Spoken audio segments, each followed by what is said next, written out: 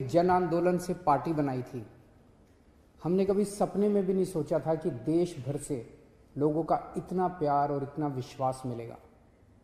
इन 8 सालों में आपकी पार्टी ने दिल्ली में 3 बार सरकार बनाई है और पंजाब में मुख्य विपक्ष के रूप में उभर के आई है। लेकिन आज मैं एक बहुत महत्वपूर्ण ऐलान करने जा रहा हूं।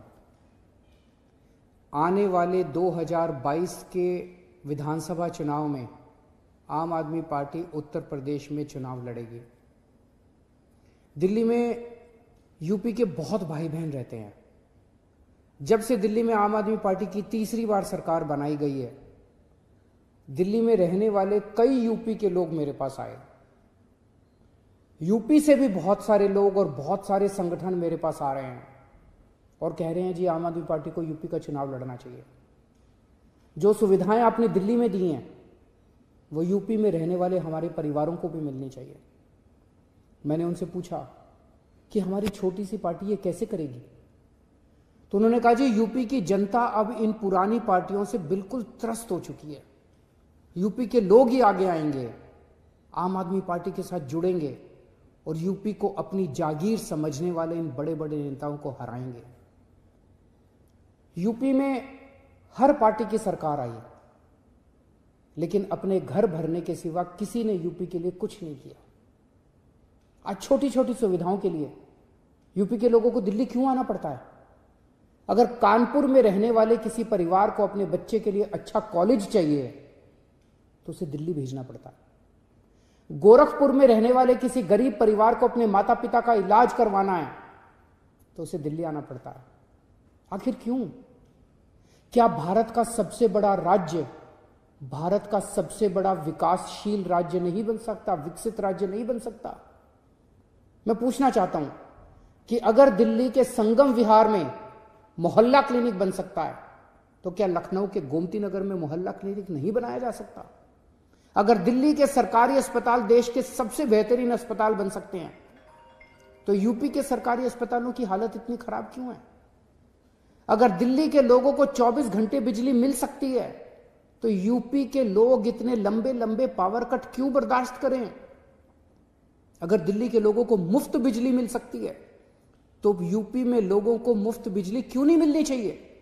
यूपी के लोगों के इतने ज्यादा बिल क्यों आ रहे हैं? अगर दिल्ली के सरकारी स्कूलों में बच्चों को प्राइवेट स्कूलों जैसी सुविधाएं मिल सकती हैं तो यूपी के सरकारी स्कूल इतने बदहाल क्यों हैं? अगर दिल्ली में महिलाओं की सुरक्षा के लिए हर मोहल्ले में सीसीटीवी कैमरे लगाए जा सकते हैं तो यूपी में हर दिन हमारी बहनों के साथ दुष्कर्म क्यों होते हैं? यूपी में हमारी बहनों की सुरक्षा सुनिश्चित क्यों नहीं की जा सकती? आज उत्तर प्रदेश को प्रगति की राह पर चलने से कौन रोक रहा है? यूपी की गंदी राजनीति और भ्रष्ट नेता।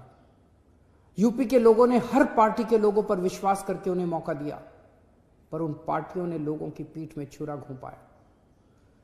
सरकारें आई, सरकारें गई, मगर हर सरकार ने पिछली सरकार का भ्रष्टाचार का रिकॉर्ड तोड़ दिया। यूपी के लोगों को आखिर में क्या मिला? कुछ लोग पूछेंगे कि उत्तर प्रदेश में इतनी सारी पार्टियां हैं, आम आदमी पार्टी अलग से क्या लेके आएगी? आज यूपी की राजनीति में एक ही चीज की कमी है, सही और साफ नीयत की, और वो केवल आम आदमी पार्टी के पास है। इसी साफ नीयत से हमने दिल्ली बदल के दिखाई है। दिल्ली में हमने साबित कर दिया कि सरकारों में पैसे की कमी नहीं होती, नीयत की कमी होती है। दिल्ली के लोग चाहते थे कि उनकी जिंदगी बेहतर हो, उनके बच्चों को अच्छी शिक्षा मिले, उनके परिवार को अच्छी स्वास्थ्य सेवाएं मिले, उनको एक ईमानदार सरकार मिले। इसीलिए दिल्ली के लोगों ने लगातार 3 बार दिल्ली में आम आदमी पार्टी को चुना। ऐसा इसलिए हुआ क्योंकि दिल्ली में लोगों को पहली बार काम होते हुए दिखा और उन्हें एक ईमानदार सरकार मिली जो उनके लिए उनके साथ मिलकर काम करती है। आज हर यूपी निवासी एक ईमानदार और साफ नीयत वाली सरकार चाहता है जो केवल आम आदमी पार्टी दे सकती है। इसलिए आम आदमी पार्टी 2022 के उत्तर प्रदेश विधानसभा चुनाव लड़ेगी।